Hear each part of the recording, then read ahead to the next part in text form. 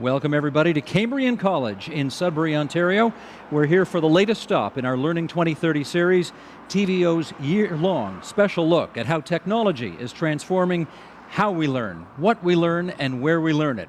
We're in the place they call the Big Nickel, Sudbury, geographically the largest city in Ontario, a city of 160,000 people, a northern city.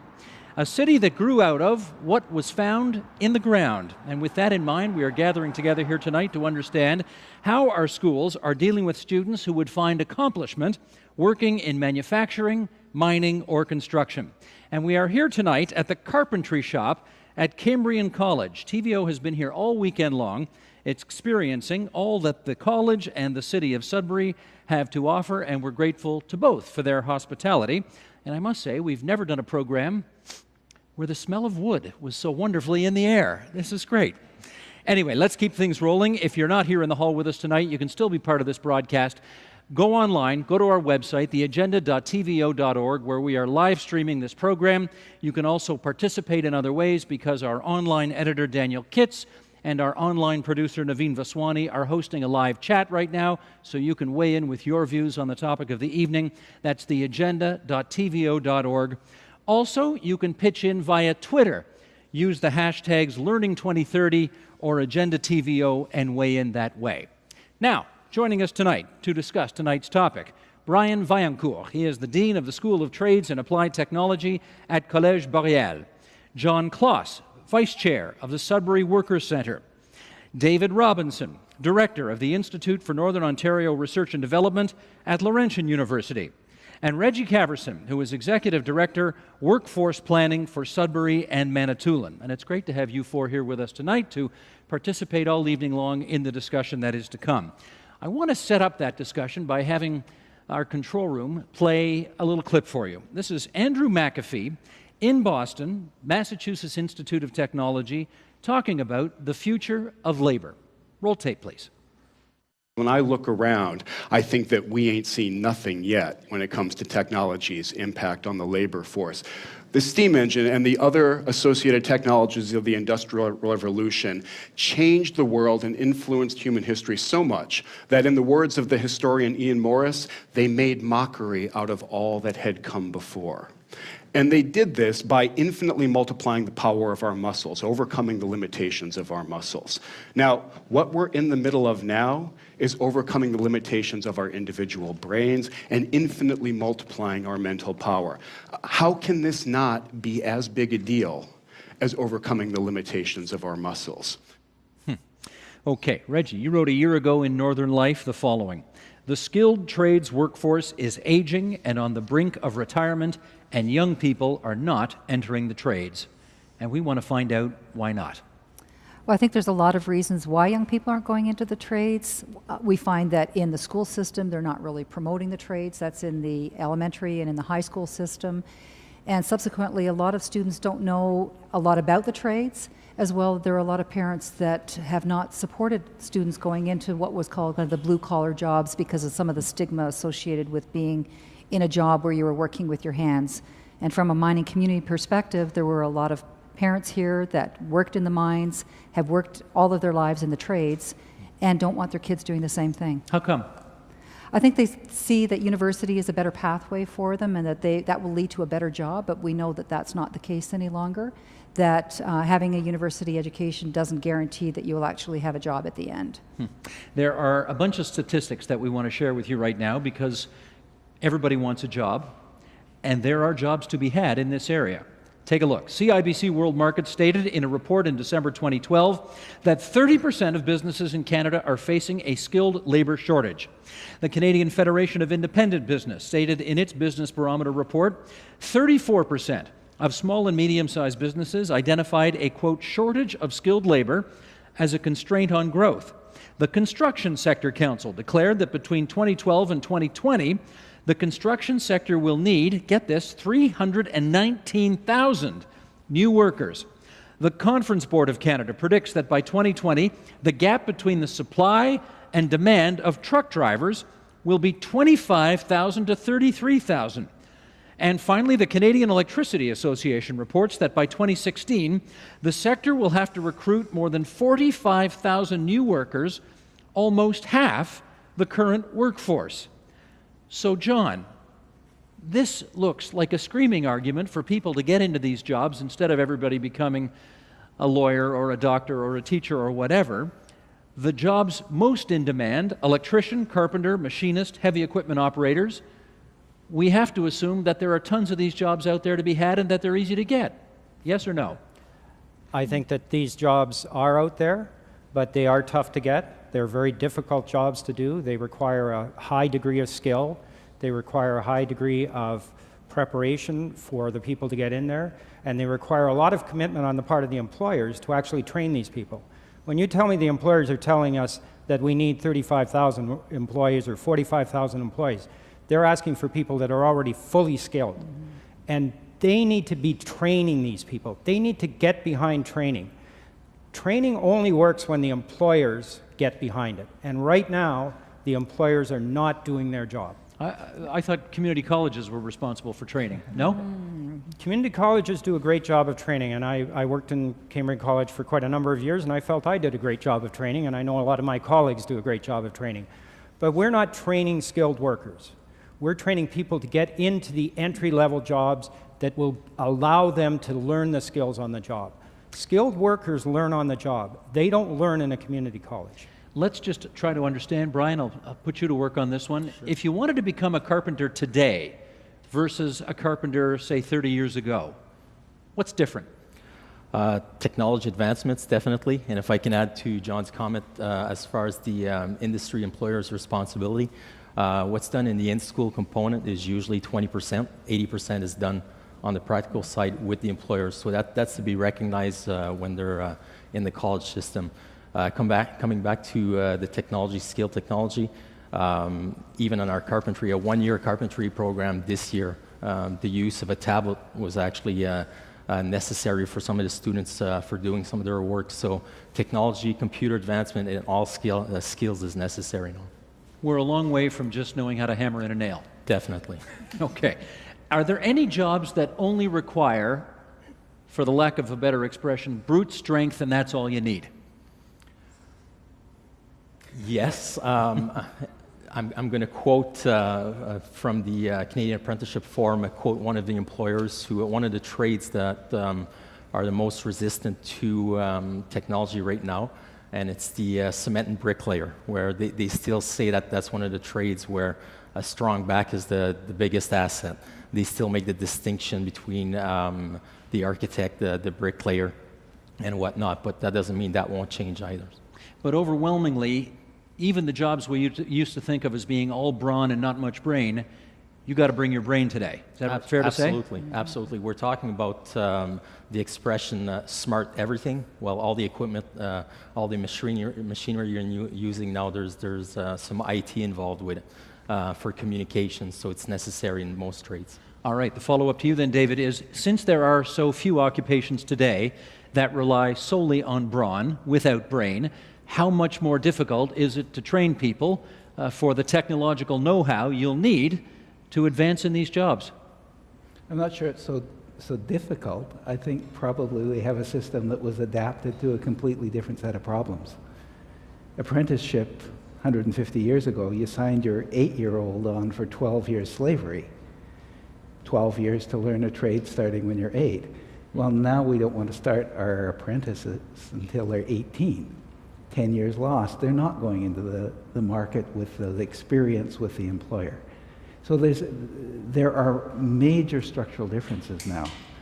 The other thing that's worth saying, though, is that tremendous number of jobs that require intellectual skills also require manual skills. You know, you think about a hairdresser, just to pick of one of those jobs. Play it out. How do you mean? Hairdresser has to have an aesthetic sense, has to have manual skills. If you don't have both of them, and a certain amount of business acumen, or you're in trouble. And people skills. And people skills. Yeah. You can't operate as a hairdresser. If you're a contractor doing electrical work, you've got to deal with people. You will have to be able to look up how that refrigerator works and what the parts are on your iPad or whatever. the skills are much more integrated than the question seems to suggest. Okay, well, Reggie, let me follow up on what you were saying, because you were comparing a few minutes ago the experience of a university graduate versus a community college graduate, and I'll just make some comparisons here between now and 20 years ago. 1991, there were 3.3% more unemployed with college or trade certificates than university degrees. 20 years later, that percentage has shrunk to 1%. So it's almost the same. Are we moving in a direction now where the university degree is no longer as prized by the marketplace as it, say, once was? Well, it's an interesting question, because I've been challenged with that question. I've asked people that same question. What is the difference in having a university degree now? And some see it as only as kind of a higher learning type of degree, so they're, greater critical thought, those kinds of things, versus college, which tends to be more specific in terms of a career. But what we're finding now is there's a lot of university graduates who graduate, can't get a job, and go back to college so that they can get a specialty, because they knew their degree was important, it was helpful, it helped them with all the skills that David was just talking about, some of those very essential skills of mathematics, literacy, numeracy, computer skills, and then they're moving over to a community college for a very specialized skill. So they got both. Yes. And I think that's a change that we're going to be seeing in the future. A lot of university graduates they're graduating and they're going into entry-level jobs, because, and when I talk about entry-level jobs, we're talking about things like working in the service industry as a bartender, as a waitress, because they can't get a job in their field. They have a huge debt to pay, but now they're going into community colleges for a specialized trade now. That's another issue too, isn't it? Yes, it is. If you've got to go for a second degree, paying off two debts now. Yeah, the large debt from university and then also the other debt. Yeah. Brian, Premier Kathleen Wynne apparently has agreed to consider having the government approve a 3-year degree at community colleges. Now, if she does approve that, what would that do, in your view, to helping some of the problems we're talking about tonight? Presently, colleges have what you call 3-year advanced diplomas. If we're talking, some colleges are suggesting that the 3-year advanced diplomas might move into 3-year degrees in some cases. And in some countries, the 3-year degree is recognized more than a 3-year advanced diploma. So it's more the perspective of the industry in regards to the 3-year degree. Degree programs are already offered in some colleges in the province, so it's not a huge leap to go to offering applied degrees. But it's probably fair to say, David, that there's still a good chunk of the population in Ontario that thinks having a degree looks better, sounds better, gives you better prospects than, quote unquote, merely a certificate. Fair to say? I think that's true. I think one of the things that's happened is, as the system's evolved, there are a certain set of professions and occupations that have that high status certification available to them. And we're going to have to work out a more equitable and a more diverse set of certifications. It turns out that the old trade certification or ticket just, not only isn't it as attractive to people, but it blinds us to the fact that this is getting to be a much more complex, much more demanding kind of profession. The fact is that all of those manual skills even involve at least as much or more as they ever did, and a big chunk of the kinds of skills that are required of the more respected intellectual activities. John, I want to get a better sense from you about where those workers of the future are going to come from. Because I read out that list before, from construction, from the electricity sector, from small business. The labor shortage to come mounts into the hundreds of thousands of workers, which we don't have today. So where are we going to find all these people? Where are the untapped sectors? Well, I think that there's some challenges today, and one of the things that David had spoken about earlier was that apprentices are coming in at 18. Actually, apprentices are coming in much older nowadays, and that's one of the challenges that we face, is that young people aren't even getting into the apprenticeship system early enough and aren't getting a start in the jobs. And they need to get those first jobs to get the apprenticeship system working. It is a system that is based on workplace training. And it's not going to be a system that colleges are going to be able to replace. They're simply not going to be able to give the type of training that people need to work effectively as tradespeople out on the jobs. So they need to be out and they need to get good jobs. You're not going to attract young people. Look, we've got a 17% unemployment rate in Sudbury right now amongst young people. And you're asking me if where are we going to find the people? Well, they're already out there. If those jobs are good enough, they're going to get those jobs. So we have to make sure that those jobs pay a living wage, they have a decent future for these kids, and that they're something that's interesting enough for them to get into. Otherwise, they're not going to go into those jobs. Can I add something? David. The markets are supposed to work. I'm an economist, so I'm supposed to believe that, and they work because if you have a shortage, wages go up. So the problem right now of these shortages is wages are too low. Reggie said, well, the difference between university and trade kinds of occupations is declining. Well, that's an indication of markets responding. Essentially, what's going to happen is these jobs are going to get paid more, lawyers are going to get paid less. But Reggie, help me on this one, because the perception, I think it's fair to say, is that the jobs that we're talking about tonight are overwhelmingly done by middle-aged is maybe pushing it, but let's say More than middle-aged. middle-aged. More than what- middle-aged. Yeah. The average White- age of a journey person is anywhere from 55 to 60. Okay. And the data currently shows that in Canada, by 2014, which is next year, 37% of our journey people will be eligible to retire. Okay, and of course they're overwhelmingly male as well. Absolutely. So the one question I've got then is, can you imagine a future where women, where visible minorities, where new immigrants to Canada get into these jobs because they're seen as valuable, worthwhile, interesting, good ways to make a living? I'm going to say absolutely again. And I think there's also a lot of opportunity that we haven't tapped into. We have a lot of underrepresented groups, as you're talking about. We don't have a lot of women in the trades. I think we were talking earlier before we came on, there's about 1% to 2% women in the trades programs. So we're not getting women going into these programs. We also have fairly large Aboriginal populations in Northern Ontario. They're not entering into the trades. And then you talked about the immigrant population, and there's a whole debate about we need to look at the skills of the people that are here and how do we employ our people here before we start bringing new people in. But that's what's happening is a lot of employers are demanding, like they need experienced, skilled tradespeople. We don't have them in some cases. One more quick question, John, for you before I go and get a couple of new people involved in our conversation here. Is it easier to import the skilled labor that we need from offshore or educate our folks here? That's a really funny, it is easier to import. I'll Yeah, answer the question. yeah. It's easier to import. And when Reggie mentioned that, I thought immediately, there's been a welding program at Cambrian College for as long as I worked here, which was over 20 years. And there are welders being imported under temporary foreign worker program into the Sudbury area to do welding work. That doesn't make no sense at all to me, but that's what is happening because it is easier for somebody to get fully qualified welders from a European country. And pay them less? Pay them less. They can pay them 15% less than they pay the average. And they're fully qualified then to educate or train students who are coming out of current college programs, whether it's Cambrian or Boreal.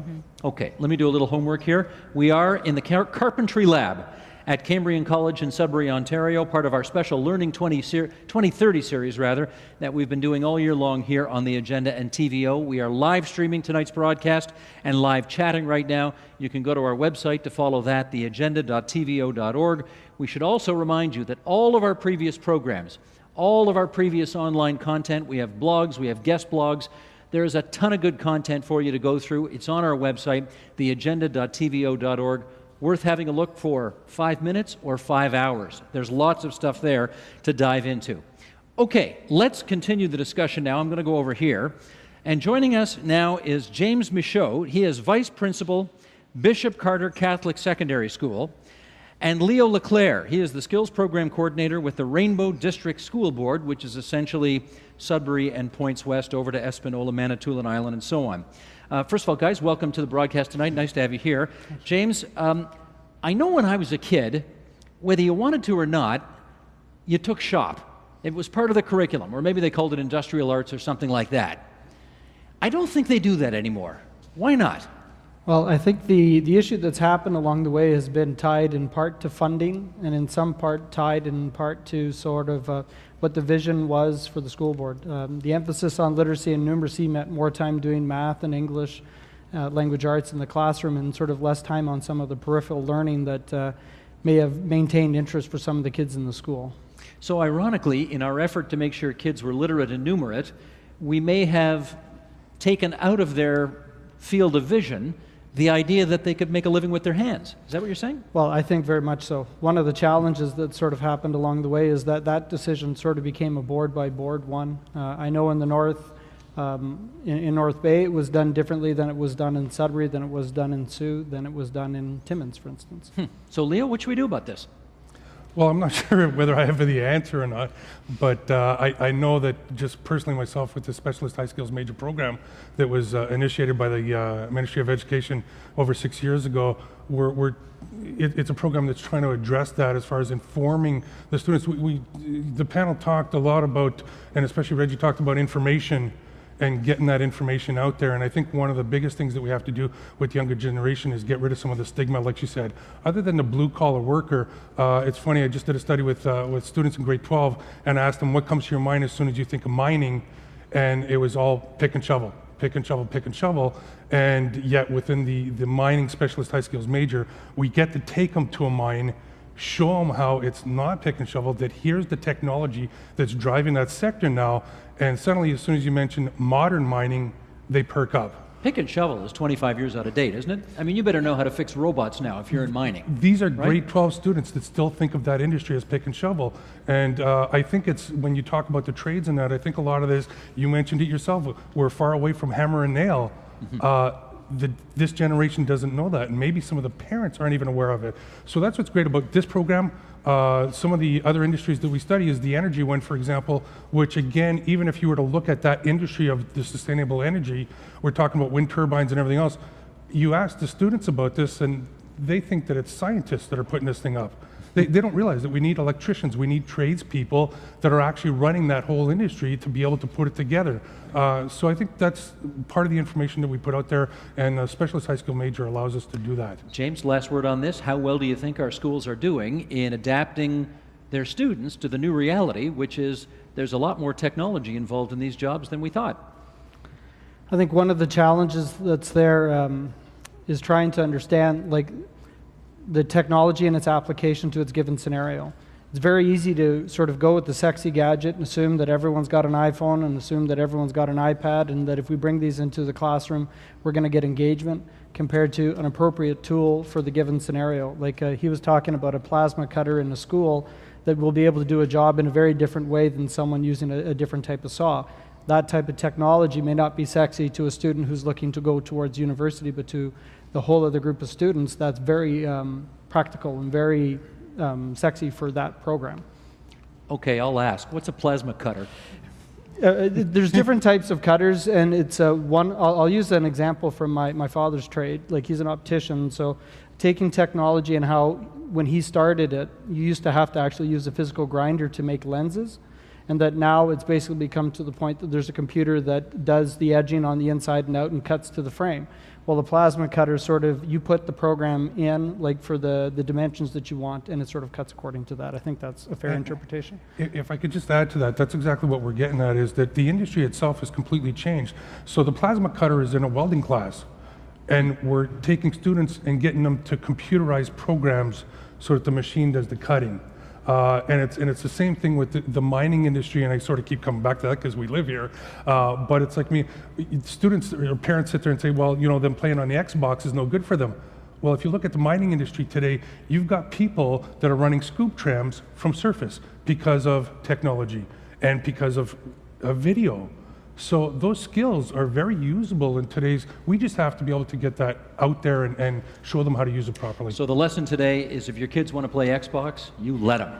Well, yeah, if they want to become a miner and drive, yes, on surface. James, Leo, thanks a lot for your contribution to the program tonight. Thanks so much for coming out. Thanks for having me. Let's come back over here, and we're going to re-engage with Reggie Caverson, John Kloss, David Robinson, and Brian Viancourt. And John, let me start with that. You taught carpentry? Isn't that what you just told us? Yes, I you taught in this carpentry? shop. Here, right? Yep. In this room. Yep. How many years? In this room, probably about 15 years. 15 years. Okay. Going back then, compared to today, you touched on this earlier, but I want to flesh this out a little bit more. How prepared are students today for what they're learning here versus 15 years ago? The students that are entering today have a lot of challenges in terms of getting them ready to take on a physical job like a carpenter. They don't really understand what's expected of them. I find that the lack of shop classes in the high schools, and it's good to hear my colleagues from the high schools talking about shop class and teaching kids hands-on skill, because a lot of that has gone away. We know the situation in the high schools. Certainly, the tragedy that occurred in Ottawa resulted in suits, and people are concerned about liability when you're having students operate machinery that can hurt them very badly. Let's just be clear. What are you referring to there? There was the Ottawa incident where the fellow was killed while using a cutting torch to cut open a barrel of some sort. There was some fumes inside and it exploded, right? And it's a very tragic operation. But then, of course, the teacher is liable in that case. And I know myself, when I was dealing with the machines in here, I used to tell my students, the machines don't care what they're cutting. They'll cut you just as quickly as they'll cut a piece of wood. Yeah. And so you're getting students who don't have that experience, don't have the opportunity to learn those hand skills, to learn to respect the machinery. You have to respect this type of machinery. And it's harder to get them ready for the on-the-job section where they're going to be having to use this machinery in a productive sense. Teaching is a difference than production, for sure. David, we are a very litigious society these days. We are also, probably a good chunk of us, a more fearful society about big machines that we may not have grown up with. Is that all contributing to the problem today? I think that's really a good question. I mean, how many people are going to buy their daughter a jigsaw, power jigsaw? If you buy your 6 or 7-year-old daughter a power jigsaw, what are the chances of her going into the trades later? I think they go up, right? Well, would you want to take that risk? I did. You did? Well, let's understand. Well, it didn't work. She ended up as a systems design engineer. Well, but hang on, go back for a second. You bought your 6-year-old a power jigsaw? Yeah. And? She cut up some things and some styrofoam, and she loved it. And you were supervising her the whole time, and it was fine? For a long time, and when I trusted her, now if she'd cut herself, that would have been too bad, but she never did. It's kind of surprising. But she never, I thought, we're going to accept a few cuts. When kids grew up on farms, they worked with machines. We had no shortage of people with manual skills. We now live in a world where people don't grow up with machines, they don't grow up around where their parents work. We have a vast shortage of just basic familiarity with the world, with how a hammer works, with how a screwdriver works, with how a drain works. If you don't start putting that into the schools used to do literature. They taught you to read and write because that was what we had a shortage of. Well, now we have a vast shortage of contact with the real world. Having said that, Yep. Reggie, do we have a problem still with literacy? Absolutely. We do. Again, another absolutely. Yes, we do have a problem with literacy. There are things called the basic and essential skills, and the Chamber of Commerce in one of their studies, from a national perspective, they talked to a number of employers, and a lot of employers were saying, and I think even the colleges are saying the same thing, and the universities, we're getting a lot of students that are coming in that, or potential employees that are not able to read and write properly, are not able to calculate. I don't know how many times you go into a store, and if you give one of the clerks, $5, and then all of a sudden you say, oh, geez, I've got 30 cents, now you can give me the right, maybe $1 back. They don't know how to calculate. They don't know how to calculate those kinds of numbers. And so when you're in the workplace today, we were just talking about the fact that, what jobs are still kind of that brute and brawn kind of job. Well, there's all this whole range of skills that people need that they're not able to do anymore. Showing up to work on time. I don't know how many employers say, I just want somebody that's going to show up to work on time, and that they're going to be able to count, or they're going to be able to have great customer service skills. So the problems range right across all the sectors right now. I got Mike waiting for me over here, but just give me one more minute over here, Mike. Brian, I want to ask you this. Here's something that the mayor of New York, Michael Bloomberg, said. College isn't for everyone, but education is. Traditionally, such career and technical education has been seen as an educational dead end. We're going to change that. Are we? Let's hope so. There's a report by a gentleman called Rick Miner in regards to jobs without people, people without jobs. He's the former president of Seneca. Correct, yes. One of the solutions to the skilled trades has to do with training more people at the post-secondary level, meaning university, college, and apprenticeship. And presently, that's being done for about 60% of the Ontario population. It should be around 80% by 2030 to meet the demands, or help meet the demands, amongst other things. So the younger generation coming in is around 66% with post-secondary education. So hopefully we can get there in the future. Okay, you four sit tight for a second. I'm going to go over here and visit Mike Parr, who's an assistant professor of education at Nipissing University in North Bay, Ontario. And Mike, good to see you this evening. Thanks for coming here. Great. Let me share some numbers with you and then get you to comment. Certainly. The latest figures that we were able to gather for tonight's program on the Canadian dropout rate are from 2010. And that year, the percentage of 20 to 24-year-olds without a high school diploma and not in school was 10% for men, 6% for women. More male students drop out of high school than female students. And I want to ask you this question. Is there a connection with those dropout rates to the fact that we have fewer male teachers, fewer male role models? Does that contribute? Well, there might be, Steve. The Ontario Ministry of Education lists the 11 and 12 dropout rate at 17%, and again, predominantly male. There's a possibility that males are disengaging more so and at an earlier rate than females. Part of that might be due to the fact that there's a shortage in very few male teachers in the primary grades. They don't see male teachers getting excited about learning, getting enthusiastic about reading and about writing activities, and our schools are predominantly based, assessment-wise, on reading and writing literacy-related activities. So some students may develop the sense that learning in school is not a male thing, it's not cool. That ties into what we're talking about today with the trades, because the minimum requirement students will need to enter the trades is going to be grade 12. They have to stay engaged, they have to stay enthused, they have to see a light at the end of the tunnel and a carrot, be it trades or something else, to keep them enthusiastically studying so that they can get grade 12. But in the old days, if you didn't have, quote unquote, the brains to get the marks, you could at least go into something where brawn was enough. Now we're hearing that's no longer enough. So what do we do about these mostly young males who can't get the marks and therefore may not have the other avenues open to them? Part of the reason we haven't been getting the marks historically is because we weren't necessarily flexible. And the ministries, I must congratulate them on the initiatives they've put into place, Success for All and Learning to 18 strategies and so on, and to the boards and the schools for putting in place a number of initiatives that better cater to the variety of students' learning styles and preferential learning styles. They offer alternative programs for school, differential hours, online learning, for example. So this caters to individuals' preferences for learning, but it obviously isn't addressing the fully, because we still have 17% dropout rate or failure to complete rate, which is way too high.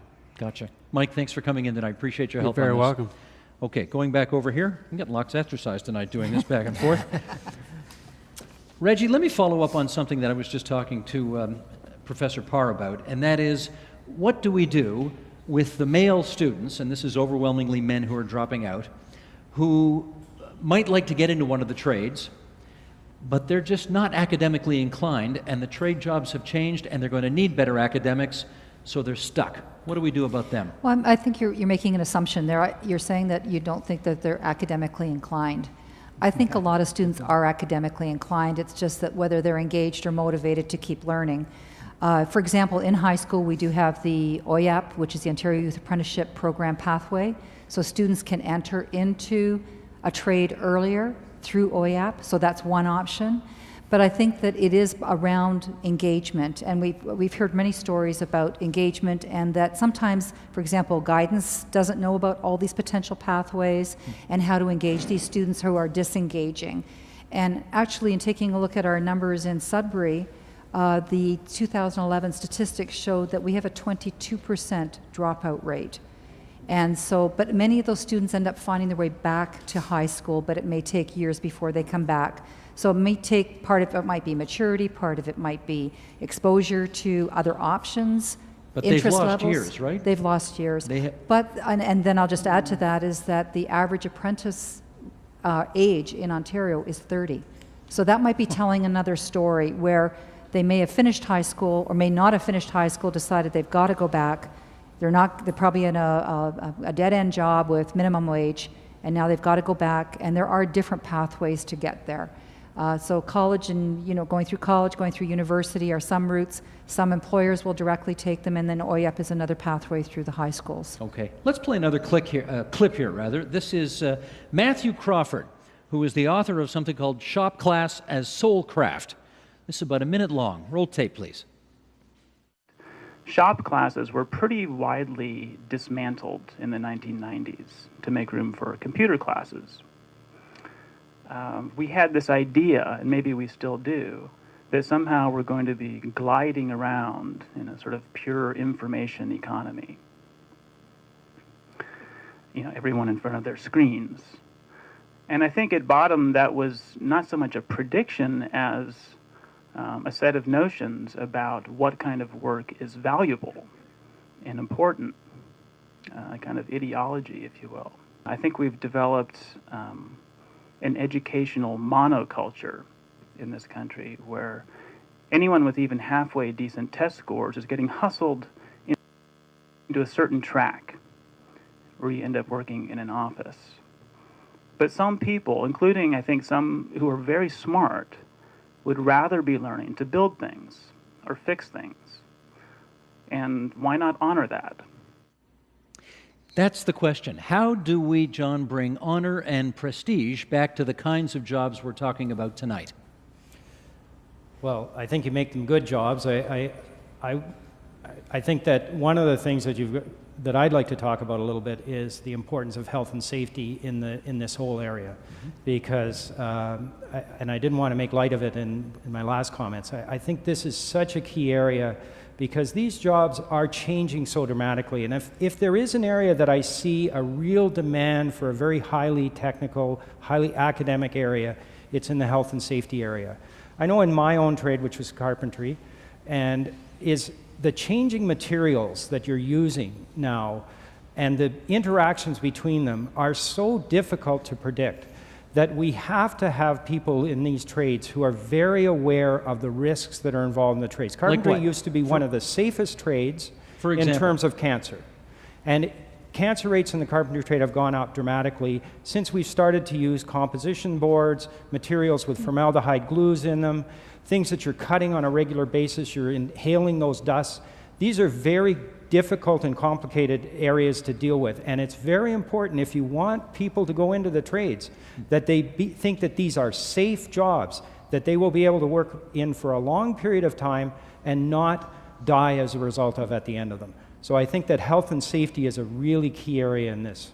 David, the way he's just described it, any parent who's watching that is going to say, I don't want my kid to be a carpenter, he's going to get cancer. What do you say to that? A wonderful example of destroying the trades, John. Thank you. No problem.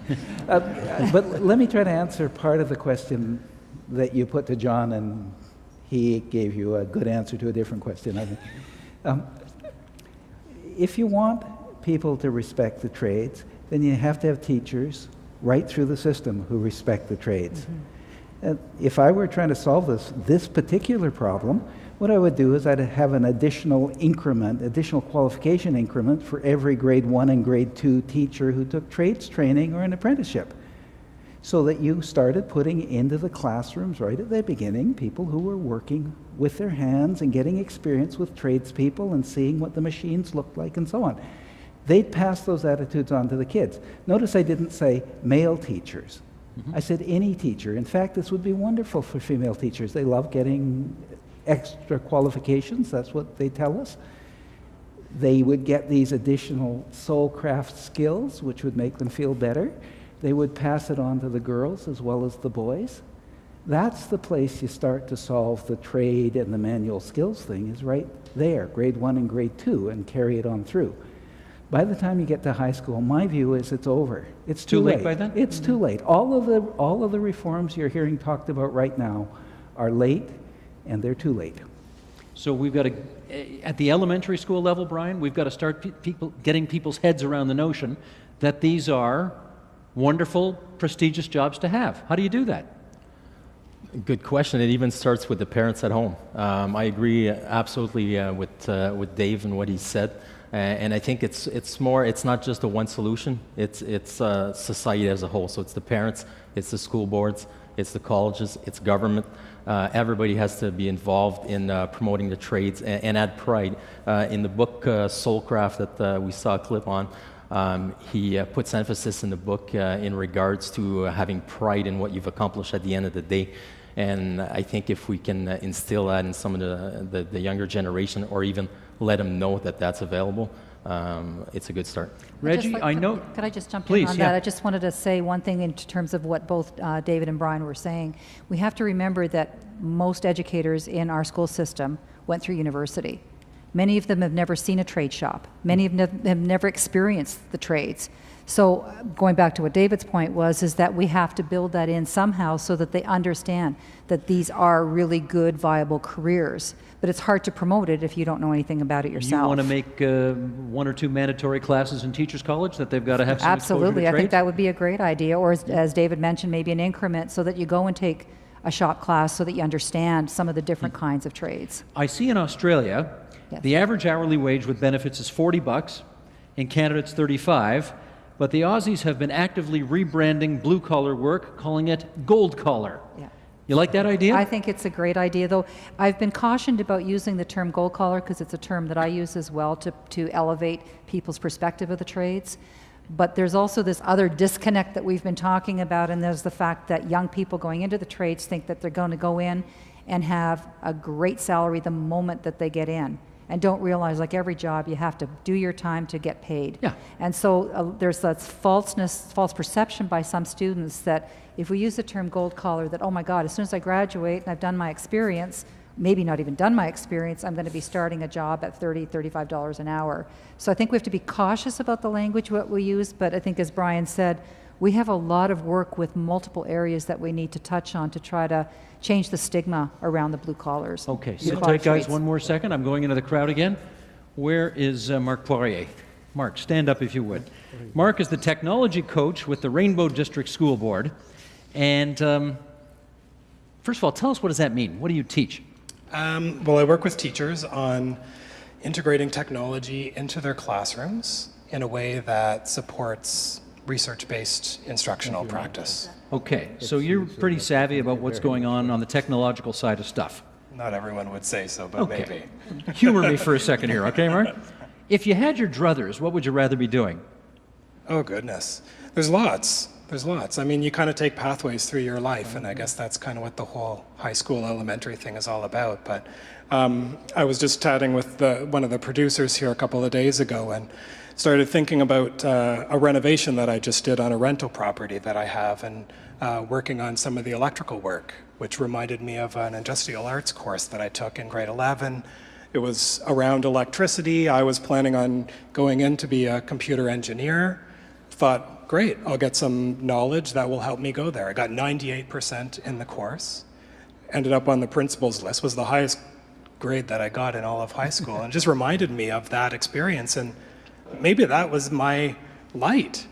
So why here's the wasn't there question. anybody helping me identify that Well, there light? you go. That's my question. How come Yeah. you're not an electrician today? You're a technology coach instead. Well, who knows? Who knows? I just met Sharon Orlaki, who's the OYAP representative for Rainbow, and she's given me a couple of options for meeting electricians who might work out for an apprenticeship for me. Is an electrician a good life, do you think? I don't know. It would be a fun job, though. The road not taken, eh? Yeah. The road not taken. Okay, Mark, thanks for helping us out tonight. Okay, let me come back up here. Tina, I'm going to give you the mic. Thank you very much. Back to Reggie, John, David, and Brian for a second now. Let's talk more about what we can do here. The crucial measures that we need to take, educationally speaking, to alleviate that gap between the demand and the supply of skilled labor. Let's get some ideas going. John. Well, I think that one of the things is you have to make these jobs attractive for people. And we've seen some changes in the workplace that have made them less attractive. that have narrowed the scope of people who are in the trades, that tend to make it less possible for them to move around from job to job. And one of the things that was always attractive to me about being in a trade was that it was my trade. I carried those skills with me. They were part of me. I carried my tools with me. If I didn't like a job, I could leave that job and I would find another job because I had the skills and I had the tools. And I'm not pretending that I was a great carpenter or anything like that, but I was good enough that I could find another job. And I think that's one of the things. There's a level of independence that you get. I didn't depend on an employer, any particular employer, because I could move around from employer to employer. And if things weren't going too good, well, I could probably find some work on the side for somebody's house. So I think that level of independence has been something that maybe we haven't emphasized enough about the trades. That once you get it, you've got it for the whole life. And I think there's also, you've got to add value to it and ensure that if you do take the time to go to school and do the investment, that it's going to be worth it for you in the end, in terms of not everybody can just start, as we used to say, slap a sign on the side of their truck and say they're a carpenter. David, how would you convince parents that little Johnny or Janie don't have to be a teacher or a lawyer or a doctor? It's okay. It's good to be an electrician. It's good to be a welder. It's good to know how to run a lathe. Well, I might point out that there's a great surplus of teachers and they're unemployed right now, and that the people in the financial trades are not, they're going to be knocked out by technology really quickly, as are some of the other professions that people think they're going to get good jobs in when they graduate from university. Reggie mentioned people going into trades thinking they're going to get great pay. Talk to my students at the university. They all think they're going to get much more than they're really going to get. Are you trying to dissuade them of that notion? Do we need that many people going through university? Or perhaps a lot of those people would actually, a lot of my students might be happier if they had at least some trades training just for the pure joy of it. And some of them, if they had some, I'm sure would switch. Reggie, where are you on this? I think I'm going to just turn this subject a little bit to the fact that the other problem that we're having is that a lot of employers are not taking on apprentices. So while we want to promote the trades, and I've been cautioned again about this, that, you know, cautious how you promote the trades. We're working on a special committee right now around women in the trades, but we're finding it's very hard to get employers to take apprentices. There's a core group that they do take them on, but some of the apprenticeship ratios, which are sometimes prohibitive in some of our companies. What does that mean, the apprenticeship It's the ratio of the journey person to the apprentice ratio, and they vary for every single trade, and they're trying to look at, right now the Ontario College of Trades is working with industry to try to see what trades are, what ratios are appropriate. But what we're finding is that a lot of employers are saying, well, when I'm really busy, so for example, in our mining supply and services sector, there's a lot of global production going on and a lot of work going on outside of Sudbury. They're just saying we're too busy to take on apprentices.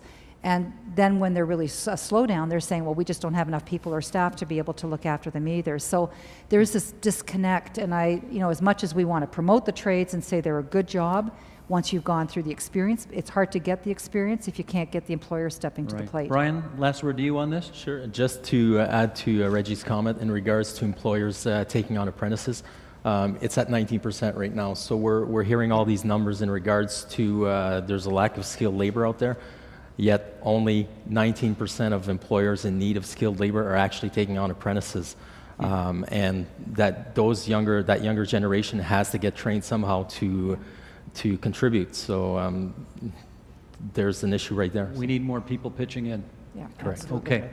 Thanks to the four of you. There's one angle in all of this we haven't covered yet tonight, and that is we asked the question whether some people are genetically predisposed to want to be blue-collar workers versus white-collar workers, or in Australia, what they might call gold-collar workers. So let's come on over here and talk about that. Earlier this evening, the folks here in the hall were fortunate enough to hear a lecture by this guy here, Laurentian University geneticist Thomas Merritt, who talked about whether we have this genetic predisposition to be one way or another. We will have that lecture of yours digitized and put up on our website shortly so that people will be able to watch that. But I wonder if you could just sort of help. You did a wonderful 40-minute lecture earlier this evening, which we're now going to summarize in 3 minutes. So you're on here. Can genetics help us identify what kinds of careers our kids are going to have? No. Thank you and good night. Yeah. But, yeah, and so the answer is no. The answer might be maybe, and we talked a little bit earlier in the end of that lecture about where we're going next, and that might be the maybes. The interesting part of that no is why the answer is no, or why the answer might be maybe. There is a genetic component to what makes us us, and there is a genetic component to the things that we are interested in. But that genetic component might be explaining 10%, maybe at the most, of the difference from individual to individual to individual. And so, you might have a genetic set of gifts that put you in a certain direction, but the environment that you grow up in, random chance, there's so many things that come together that it's not deterministic. You're not limited by your genetics, but you may have a certain set of gifts. It's sort of, well, you tell me. It feels like it makes common sense that in addition to nurture and random chance, what's in your DNA would have some influence in where your interests are, whether you have a predilection for the law or a predilection for using your hands to make a living, doesn't it? Yeah, it does. And I think it's something that intuitively we feel really comfortable with, and you can come up with lots of examples of something that runs in a family. There's a difference between something feeling intuitively good and being able to come up with anecdotes that support that, and actually having some sort of real evidence that says this exists. I think that at the end of the day that we will find a strong genetic component, but strong in a statistical sense, not in a deterministic sense. And a set of gifts can be used in very different ways. And David and I talked about this last week. We sat down over a cup of coffee and just sort of chatted about where the discussion might go. You're both profs at Laurentian. We're both profs at Laurentian, and I make a very good cup of coffee. So he came by for coffee. And we found that we were talking about ways, and the example that I gave him at the time was musicians. And I'm sure, I could guarantee you, that there is a genetic component to having a gift in music. I know a lot of people that have not gone into music because they've watched their parents in music and they don't want that lifestyle. But the genetics that give them a set of gifts can be used in a very different fashion. So if you think about the trades, things that are going to be useful in one way in one trade might be applied in another trade. If you watched your father as a carpenter and you don't want to be a carpenter, you may still have a set of gifts that are pushing you in a direction. But again, it's not deterministic. We're talking about a small amount of the equation where there's so much driven by everything else around you. So where we can look at genes and say, yes, you have a pretty good chance of contracting this kind of cancer, we can't look at genes and say, yes, you've got a pretty good chance of being a plumber. And I would say that we can't do as good a job of saying that you're going to contract cancer as we think we can. Tell that to Angelina Jolie. I would rather not. Okay, you get the last word tonight. Thank you, Thomas. Good to have you here. And again, we remind everybody about your lecture that you gave earlier this evening, which people should go to our website and watch. A terrific presentation, really fascinating on this issue of genetics. Okay, coming back over here to say goodnight, and I want to thank you first of all, for spending so much time with us on the program tonight. Really good discussion about something that we don't talk enough about here, never mind in Ontario, but anywhere, and something obviously, given the job shortages to come, that requires our urgent attention, so we're glad that you could all join us tonight. Tonight's program was produced by Wojtek Schemberg, and we also want to give a shout out to our student intern, Harrison Lohman. Our live chat was done by Naveen Vaswani and Daniel Kitts, and we want to thank all of you for your participation this evening. A big thank you as well to the folks here at Cambrian College and in Sudbury in general, who have really done a great job all weekend long, making us feel very welcome and helping us do our first ever program on a shop floor, which we've never done before, and that was great. So, I'm Steve Paikin. Thanks for watching TVO, for joining us online at tvo.org, and we say for now, good night from Sudbury, Ontario.